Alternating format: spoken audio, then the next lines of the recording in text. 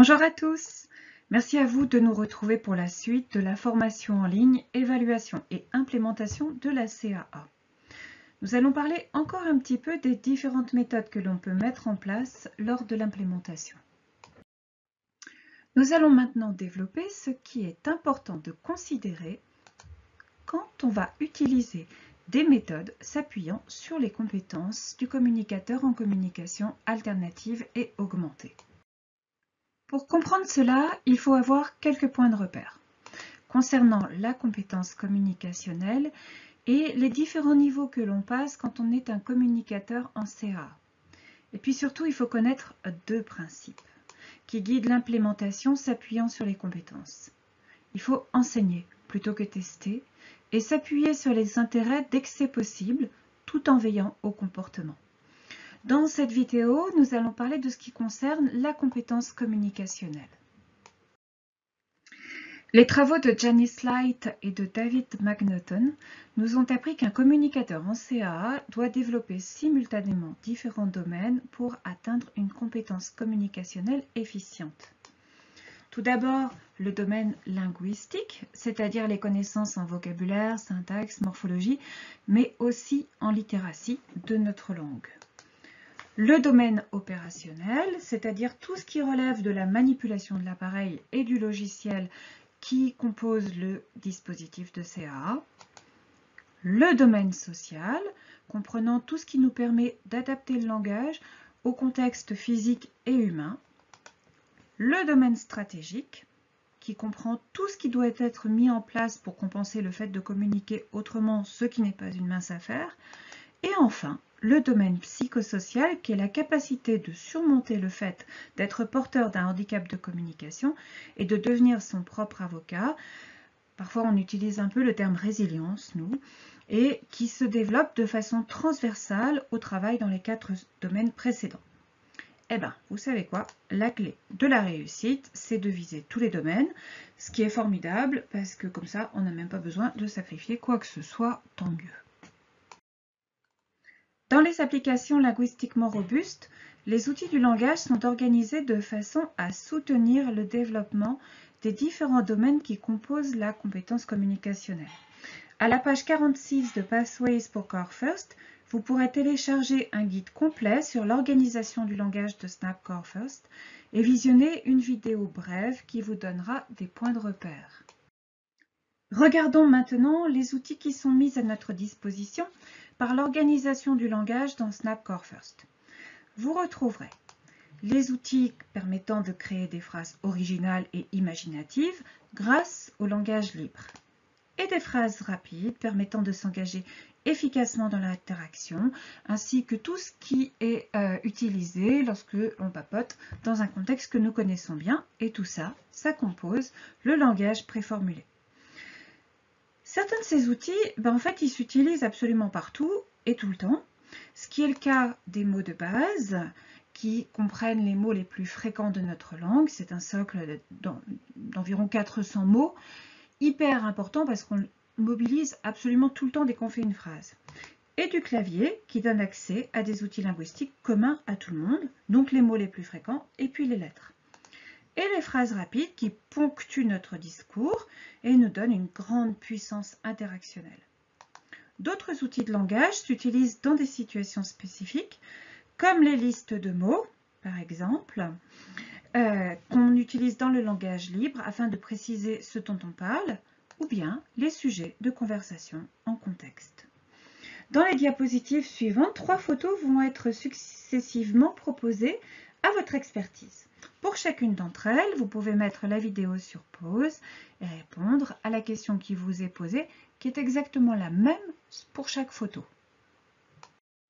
Alors, en utilisant les outils du langage libre et ou les outils du langage préformulé, qu'est-ce que cette photo vous donne envie de dire? En utilisant les outils du langage libre et ou les outils du langage préformulé, mais qu'est-ce que cette photo vous donne envie de dire? Et en utilisant les outils du langage libre et les outils du langage préformulé, qu'est-ce que cette photo vous donne envie de dire? Patricia Dowden a défini 3 niveaux de compétences communicationnelles en 2002. Communicateur émergent, communicateur contexte dépendant et communicateur indépendant. Toby Dinavox a introduit 2 niveaux transitionnels en 2012 afin de donner un petit peu plus de précision lorsqu'on cible les objectifs. En fait, ce n'est pas l'âge qui compte concernant la personne, mais les caractéristiques que le communicateur peut nous montrer. Regardons un petit peu les caractéristiques de chaque niveau. Le communicateur émergent, il est par définition non symbolique parce qu'il est en train de tout apprendre de son environnement. Et quand il utilise des symboles, ce sont des symboles qui sont très concrets. Et en plus, il a des environnements qui sont globalement très limités. La grande particularité du communicateur émergent, c'est qu'il est partenaire dépendant parce qu'il est en train de tout apprendre. Le communicateur émergent transitionnel a des productions limitées en général à un symbole à la fois. Il a une longueur moyenne d'énoncé de 1. Et petit à petit, son vocabulaire s'étend, ainsi que son intérêt et sa connaissance des environnements. Le communicateur contexte dépendant commence à combiner les symboles.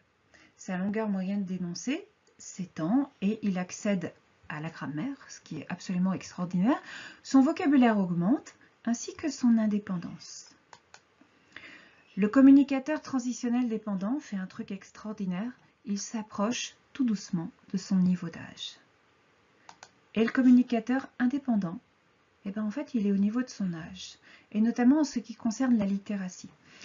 Et je vous rappelle, mais à force de l'entendre un petit peu partout, je suis sûre que vous le savez par cœur, l'objectif de toute application linguistiquement robuste qui fonctionne avec des pictogrammes, c'est de s'en débarrasser, pour que la personne puisse utiliser les lettres avec liberté pour pouvoir dire absolument tout ce qu'elle veut. Et quel que soit le niveau auquel se présentera un communicateur en CAA, soyez confiants dans les progrès. Ça, c'est la clé du succès. La grille dynamique d'objectifs pour la CAA, c'est un document mis à votre disposition pour soutenir l'implémentation du dispositif de communication auprès de l'utilisateur. Elle comporte 113 objectifs, classés par niveau et par domaine de compétences. Elle est gratuite. Téléchargeable en ligne en suivant le lien qui est mis à votre disposition sous l'introduction de cette vidéo à la page de notre chaîne YouTube, et elle est complémentaire de l'application compagnon de Snap Core First qui est Pathways pour Core First et qui vous accompagne avec de très nombreuses vidéos et des PDF. Cette grille, elle va beaucoup vous aider.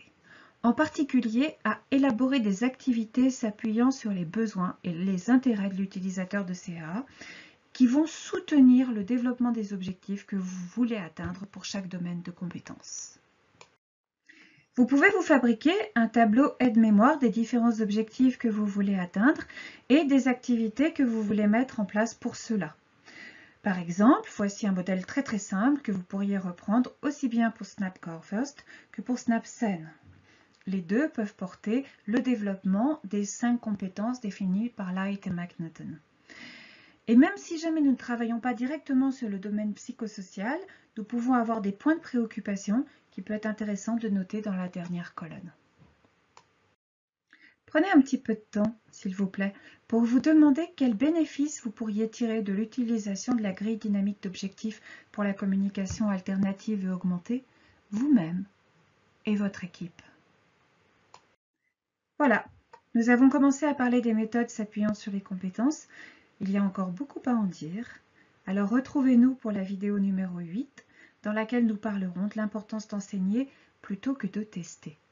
À tout de suite!